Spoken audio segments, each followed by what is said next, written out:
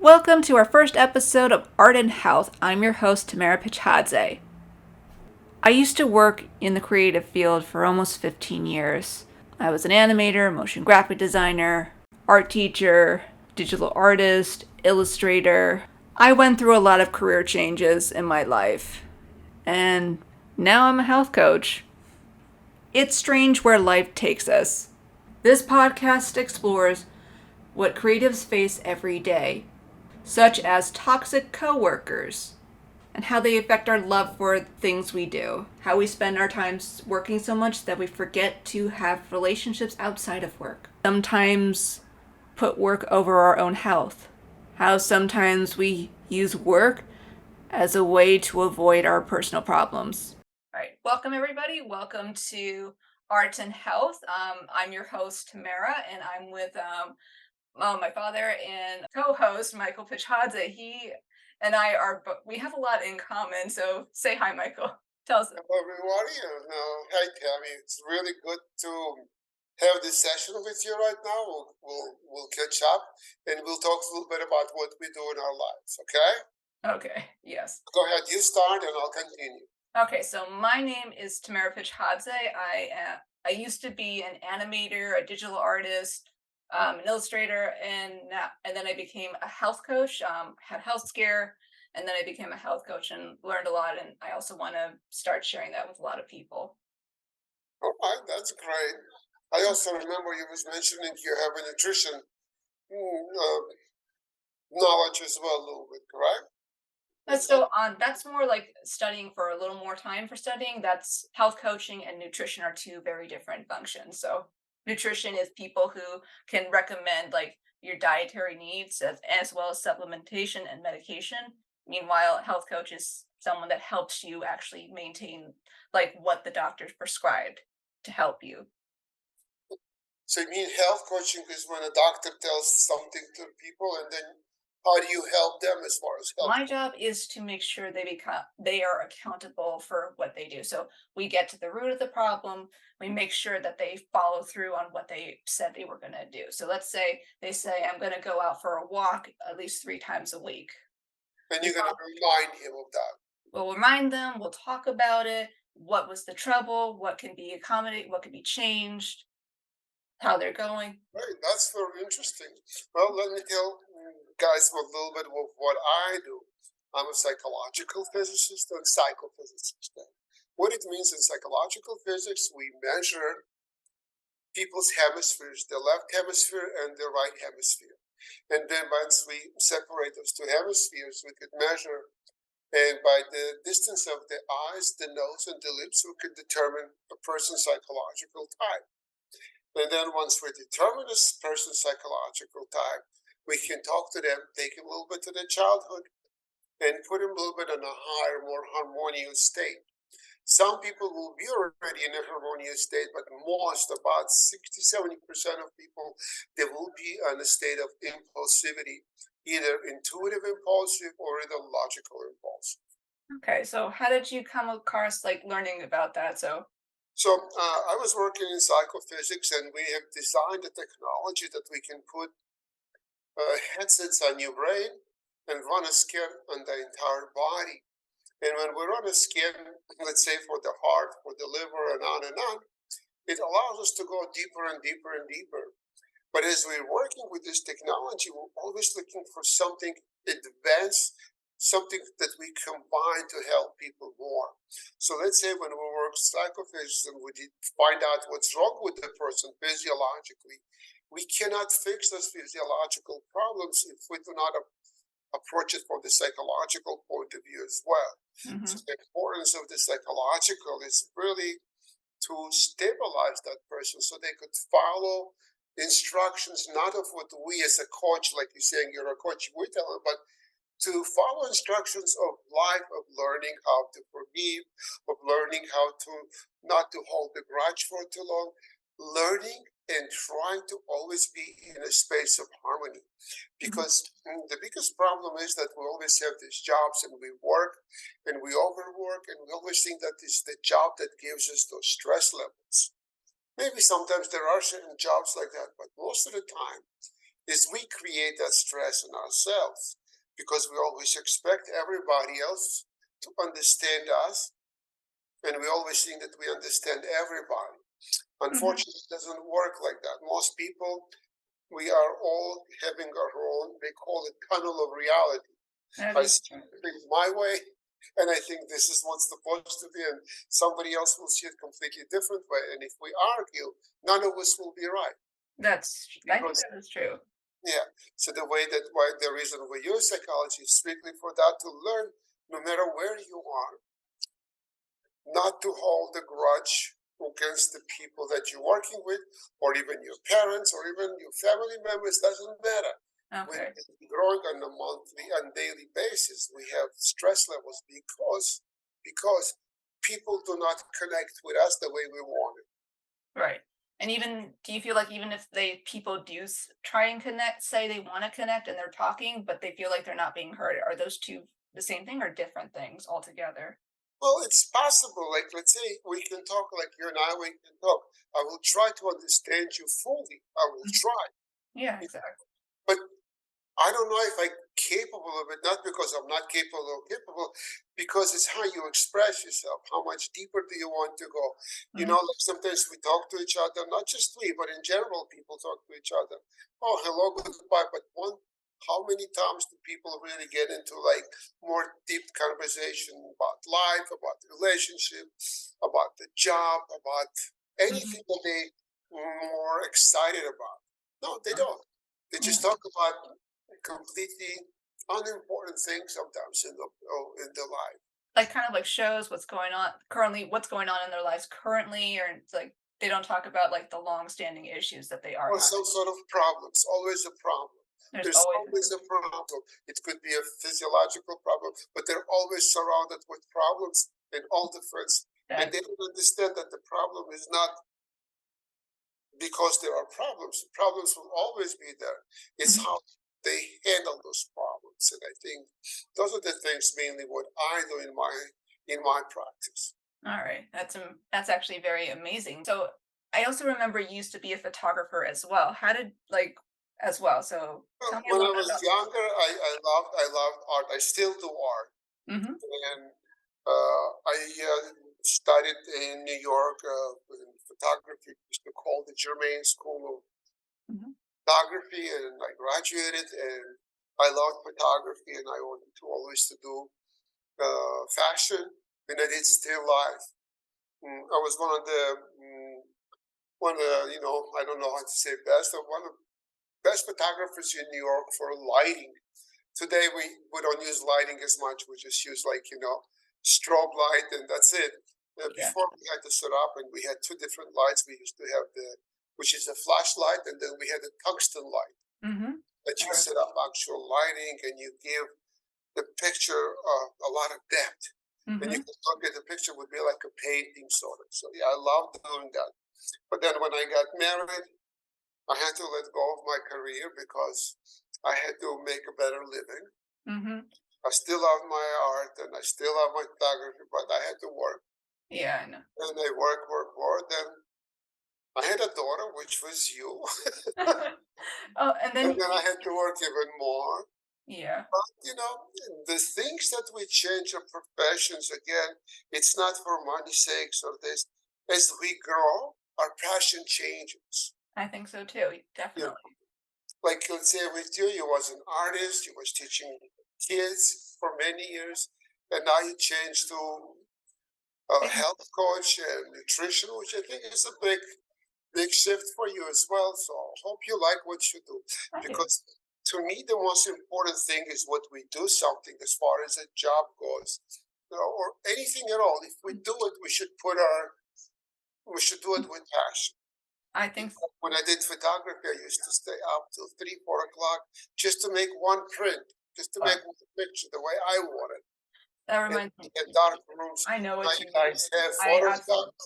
Photoshop. I know exactly what you mean. I remember staying up till like 3 in the morning just to get like the right like lip sync correct. Yeah. So all those little things, once you start to enjoy the things that you do, there is no anxiety of work. The Mhm. anxiety only comes that people that surround us. Exactly. I think It doesn't even come from them, it's how we handle them. exactly. I know exactly what you mean. It's like you can have a lot of, I wouldn't say toxic, just like coworkers that just like kind of just interrupt what you're doing, like or your flow or vibe or emotions.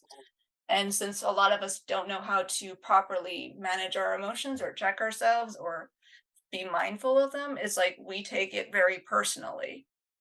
And Yeah, so and don't get me wrong, there are cases where your colleagues, your coworkers, or your boss are actively trying to sabotage you, but imagine how much more like you have power over them when you show them that you're very unaffected by their mind games.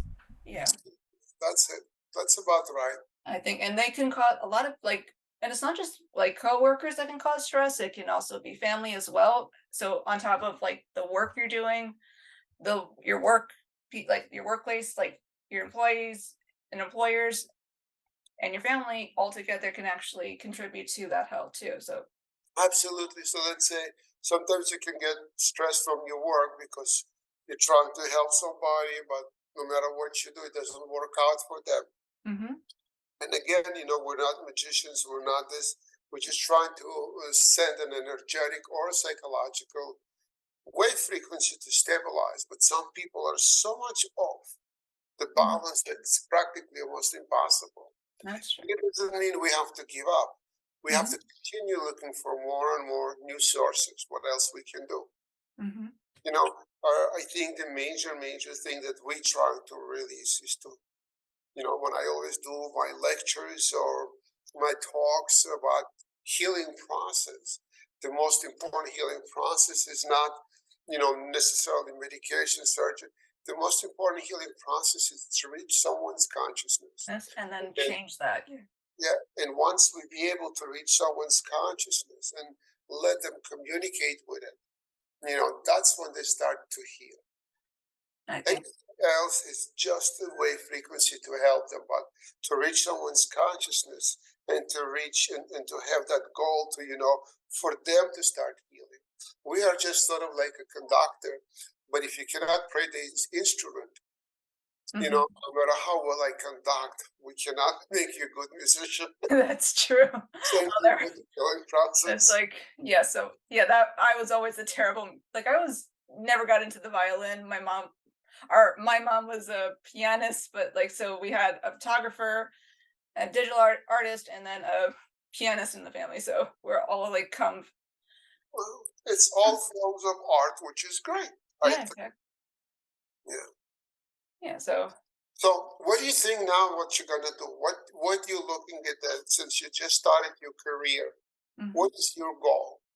I don't like ideally is definitely to start with like do one-on-ones but also create content to have people who like usually work a lot to kind of like promote like a healthy work-life balance, how to have better relationships in both work and in personal life as well, and then Yeah, get them in a better state and help that way. And maybe I can do it by creating content as well as doing one-on-one sessions with them.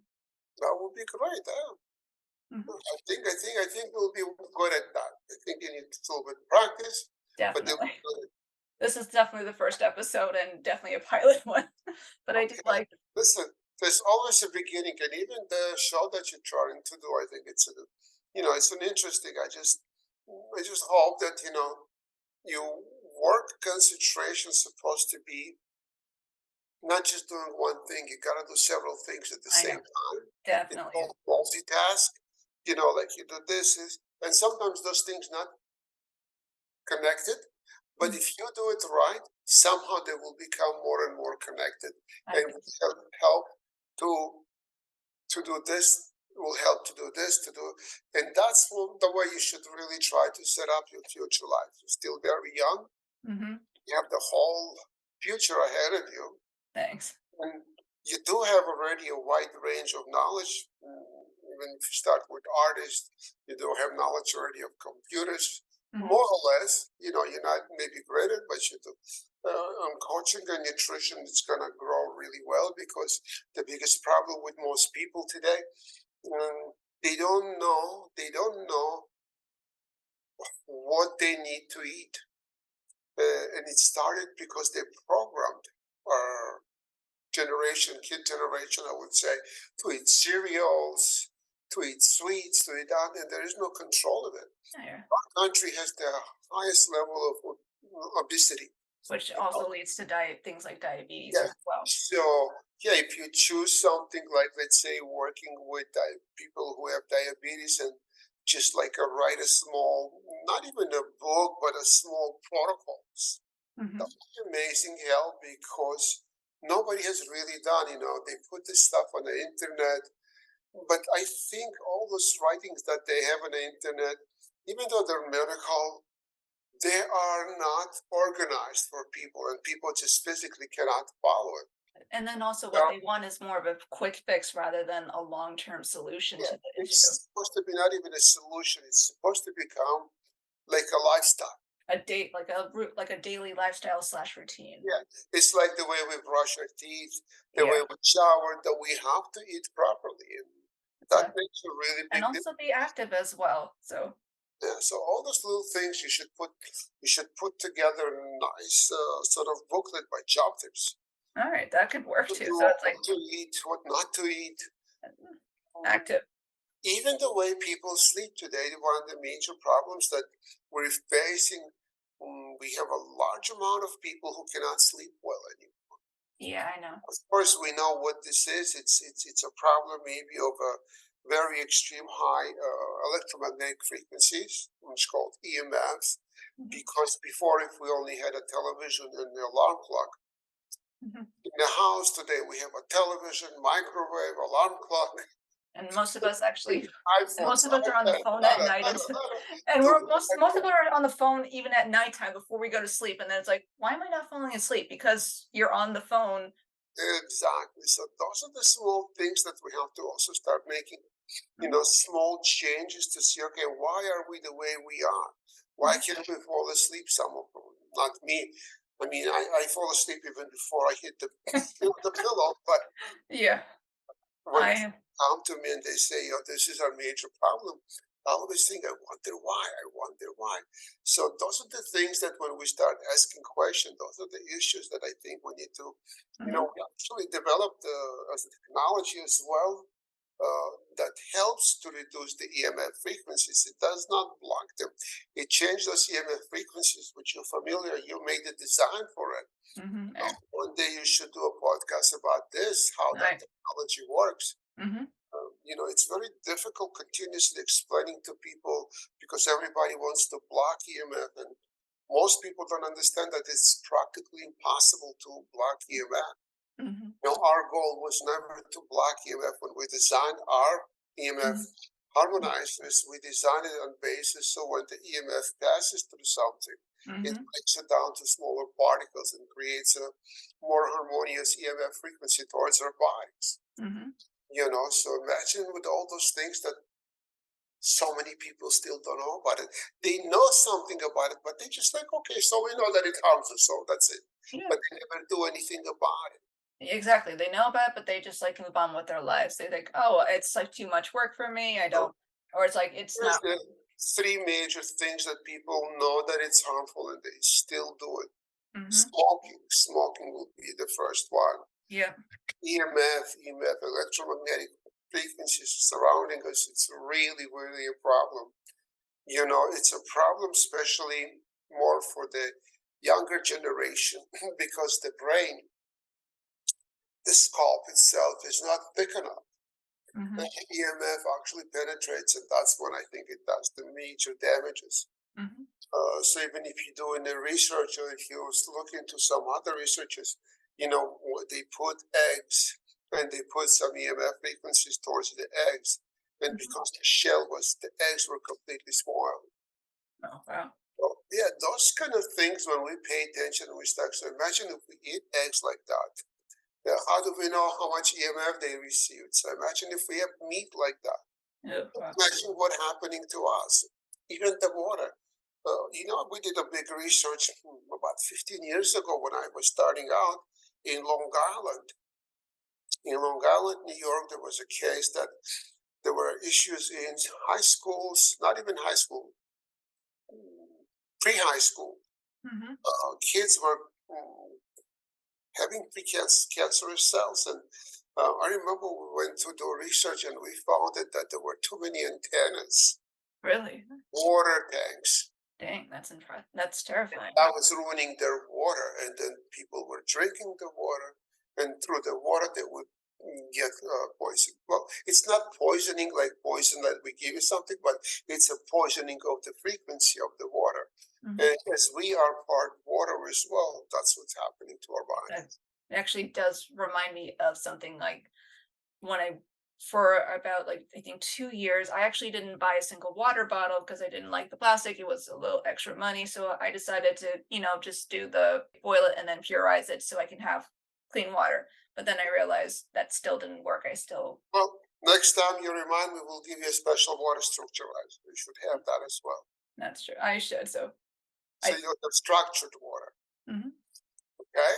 All right, that's too good. And Well, then I think, yeah, go I ahead. think I think we did. This was a nice first episode. Oh, Hopefully, you can geez. tune in for more. And then I guess we can also talk next week more about person like a little bit more like our journey to to where we are, not like what we do now, but how we got there next time. Okay. Okay, sounds good. All Thanks everybody for watching. Tammy, thank you for right. Thank you guys uh, for coming and tune in next week to Art and Health. All right. wonderful. No Take care. problem. Bye bye. We discussed a lot of things in this episode. One of the topics that came up was indeed forgiveness. It's much more complicated for people than just forgive and forget. There's a lot of layers to it. I think everybody has had a moment where they feel they're not ready to forgive that person.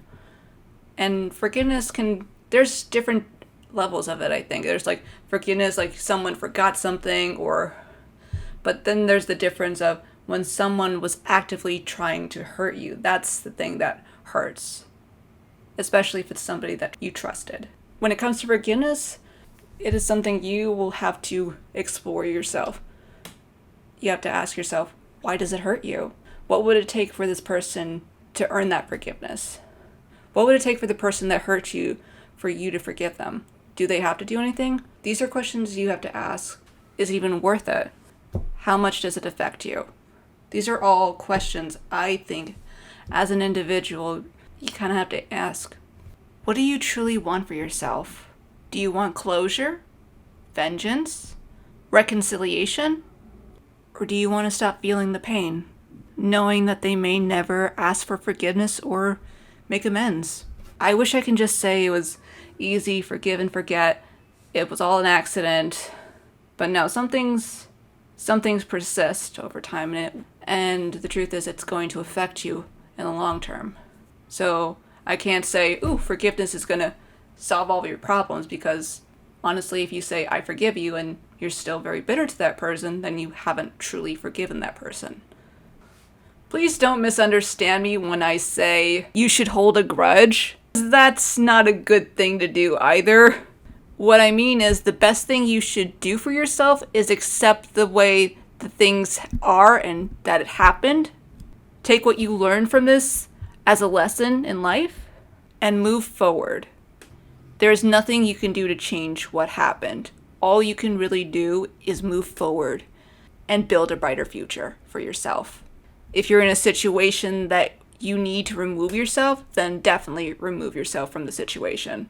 Plans to get out of there, have support systems to help you, do whatever you need to do, where you can get into a safe situation and take the time you need to take care of yourself and heal yourself. Stay tuned for weekly episodes and follow us on social media. See you soon!